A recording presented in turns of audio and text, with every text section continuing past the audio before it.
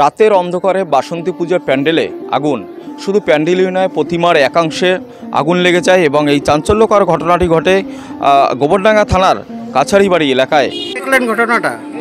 আমি তো দেখা বলতে কি, এই যে দেখছি মা পড়ে আছে, মায়ের গায়ে আগুন ধরিয়ে দিয়েছে। কেন করবে এটা? কিসের জন্য করবে?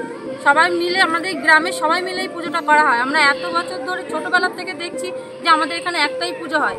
আজকে কেন এরকম হলো? এত বছর তো দেখিনি যে আমাদের মা এখানে পড়ে গেছে বা আগুন লেগে গেছে, আজকে কেন হলো এরকম? এর আমরা সঠিক বিচার চাই।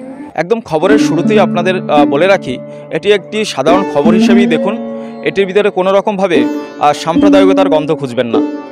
এখানে কিন্তু একদম দুমদাম করে বাসন্তী পুজো চলছিল এবং আজ কিন্তু অষ্টমী ছিল এবং তার আগেই রাতের অন্ধকারে কেউ বা কারা এই ঘটনাটি ঘটিয়েছে এবং স্থানীয়রা যারা একদম এই ঘটনার পরেই, যেহেতু প্রায় দীর্ঘ 40 বছরের পুজো এবং এখানকার যারা স্থানীয়রা রয়েছেন তাদের কাছে এটা একটা আবেগের পুজো বলা চলে।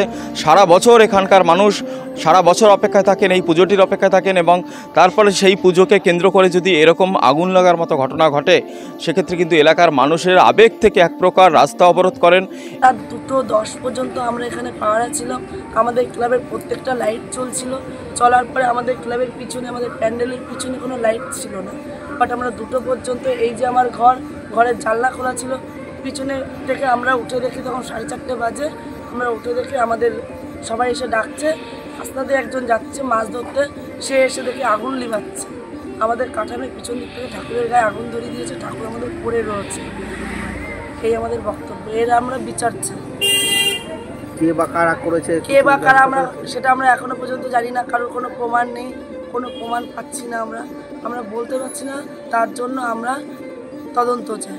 এবং শেষ পর্যন্ত ঘটনাস্থলে আসেন এসডিপিও হাবড়া এবং গোবরডাঙ্গা থানার ভারপ্রাপ্ত আধিকারিক, হাবড়া থানার আইসি।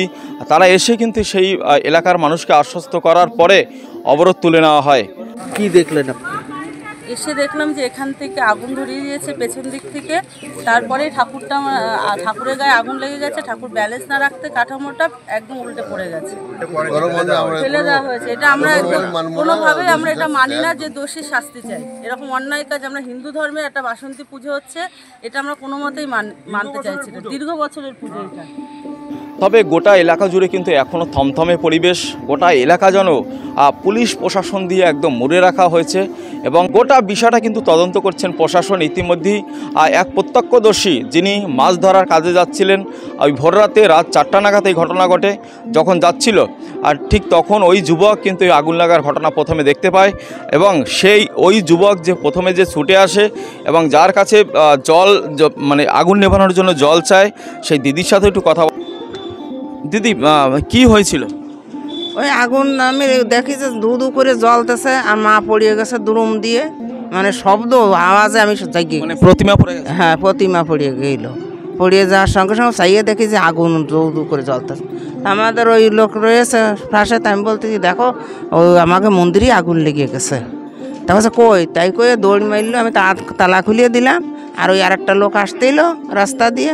ওই লোকটা একটা বোতল নিয়ে কসম, কাকিমা কল কোথায়? আমি বলছি কল নেই বাবা, এই যে বালতিতে জল আছে, এই নাও। আর আমি তালা খুলিয়ে তো আমার খাসের বাড়ির ওই ছেলেগুলো যারা যুবক, কি দেখলেন তখন?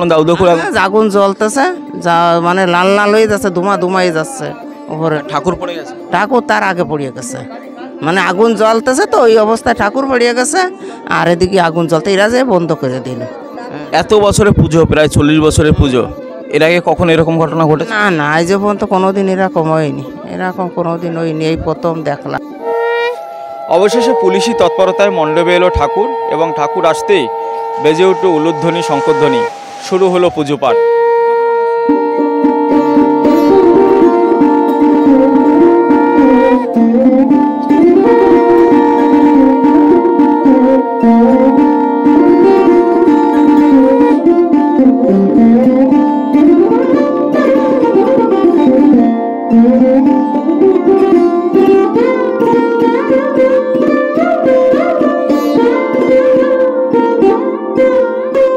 আমরা প্রশাসনের পরে খুব নির্ভর করে ঠাকুরটা আনানো হয়েছে। আমাদের ওসি ম্যাডাম, গোবরডাঙ্গা থানার পিঙ্কি ম্যাডাম, উনি করছেন, আমাদের সহযোগিতা করছেন, আমরা এতে খুশি।